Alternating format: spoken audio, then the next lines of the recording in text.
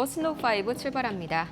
오늘 뉴욕 증시 3대 지수가 빠져도 생각보다 너무 많이 빠졌습니다. 기본적으로는 나스닥의 기술주들이 강하게 하방 압력을 받았지만요. 기본적으로 시장을 떠받치고 있는 유가도 내내 상승세를 보이면서 3대 지수의 하락 출발을 불러일으켰습니다. 미국과 이란의 휴전 기대감이 사그라들면서 밤사이 투자 심리가 뉴욕 증시에서 급격히 냉각됐습니다. 트럼프 대통령은 에너지 기반 시설 공격의 유예 시한을 48시간 앞두고 SNS를 통해 더 늦기 전에 진지해지라면서 사실상 이란 측에 최후 통첩을 보냈습니다. 이란 측의 반발도 거셌는데요. 장중에 이란 의회는 적의 위협이 완전히 억제될 때까지 타협 없는 전쟁을 이어가야 한다고 강력히 촉구하면서 맞불을 놨습니다. 여기에 미국 국방부가 지상군 투입을 포함한 최종 군사 옵션을 준비 중이라는 보도까지 나오면서 시장의 하방 압력이 더해졌는데요. 서버트 파이낸셜은 이 시장의 호르무즈 해협 폐쇄가 예상보다 장기화될 가능성이 슬슬 가격에 반영되기 시작했다고 진단했습니다. 다만 장 마감 직후 트럼프 대통령이 앞으로 열흘간 이란의 에너지 시설 공격을 일시 중단하겠다고 밝혔는데요. 이 덕분에 장중 배럴당 이 WTI가 95달러 선을 돌파했었지만 지금 이 시각 배럴당 93달러 선까지 유가의 상승폭이 소폭 진정됐습니다. 오늘 M7 종목들이 크게 급락했었죠. 반도체 보안법 그리고 이 여러 가지 소송 이슈 등 여러 가지 이슈가 있었는데요. 종합적으로 벌써 M7 모든 종목들이요. 52주 신고가 고점 대비해서 두 자릿수 이상 급락한 것으로 나타났습니다. 미국을 대표하는 빅테크죠. 매그니피센트 7의 주가가 52주 최고가 대비 모두 두 자릿수 넘게 하락한 것으로 나타났습니다. 특히나 마이크로소프트는 고점 대비해서 30% 이상 급락한 상황인데요. 현재 하락세의 원인은 크게 세 가지입니다. 우선 유가 급등에 따른 인플레이션 재점화로 고금리 장기화 우려가 성장주인 빅테크를 직접 압박하고 있고요.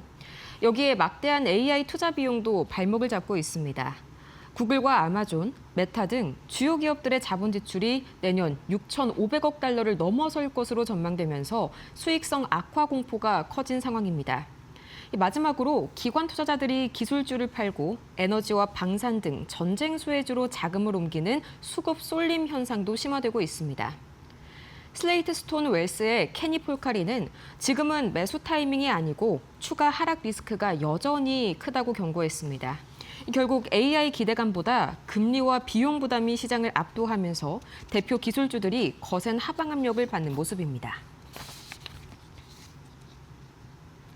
여기에 메모리주들도 이틀 연속 급락세를 보였죠. 바로 이 메모리 사용량을 6분의 1까지 줄일 수 있는 구글 터보 퀀트, 그야말로 메모리 시장에 쇼크를 가져왔는데요. 과연 월가의 시각은 어떨까요? 월가의 입장은 조금 다릅니다. 메모리 사용량을 6분의 1로 줄이는 기술 구글 터보 퀀트 여파에 뉴욕 증시에서 메모리 반도체주들이 이틀 연속 급락했습니다. 전일 국내 증시에서 삼성전자와 SK하이닉스가 6% 이상, 밤사이 마이크론 테크놀로지와 웨스턴 디지털은 5% 넘게 추가 하락을 이어가면서 메모리주 전반의 위기감이 극심해졌는데요. 하지만 월가 전문가들은 이번 사태에 반전의 해석을 내놓고 있습니다. 모건 스탠리는 성능 저하 없이 메모리로 모델을 구동하게 되면 AI 서비스의 수익성이 개선돼 더 많은 기업들에게 AI가 보편화될 것이라고 분석했습니다. 쉽게 얘기하자면 AI 수요가 늘어나서 장기적으로 메모리 기업들의 실적에도 도움이 된다는 논리이죠.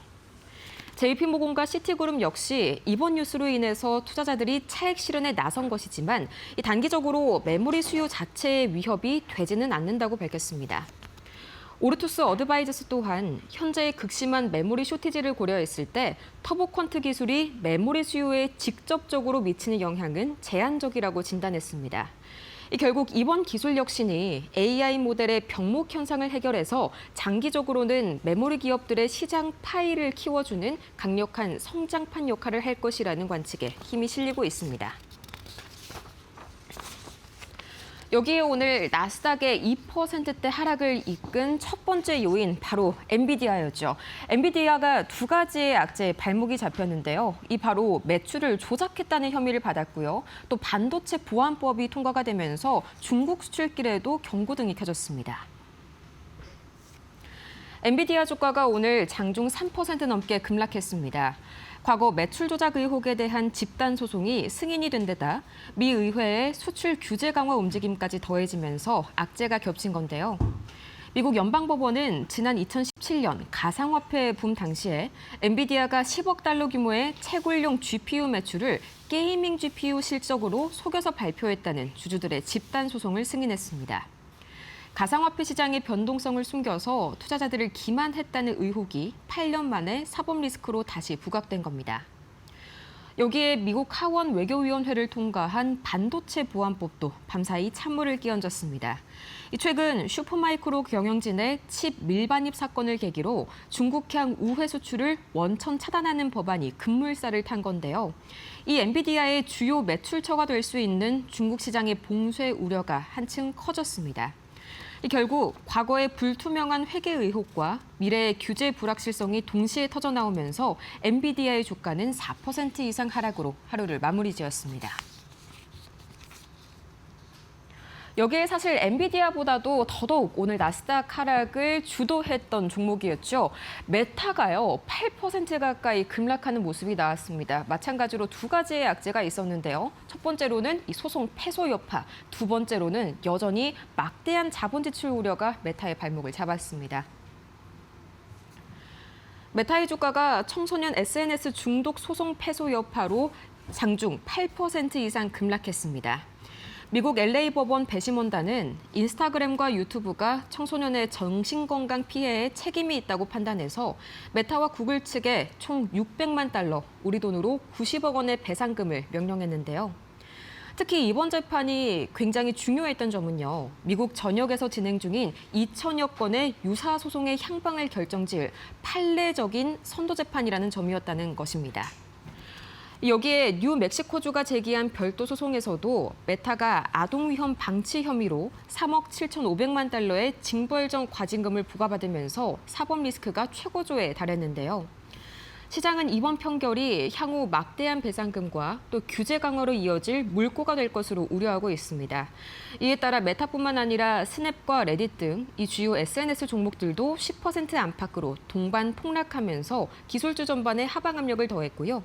여기에 메타가 텍사스 서부 AI 데이터 센터에 대한 투자를 기존 15억 달러에서 100억 달러로 늘리겠다는 소식까지 장 후반부에 전해지면서 주가의 하락폭은 더욱 깊어졌습니다.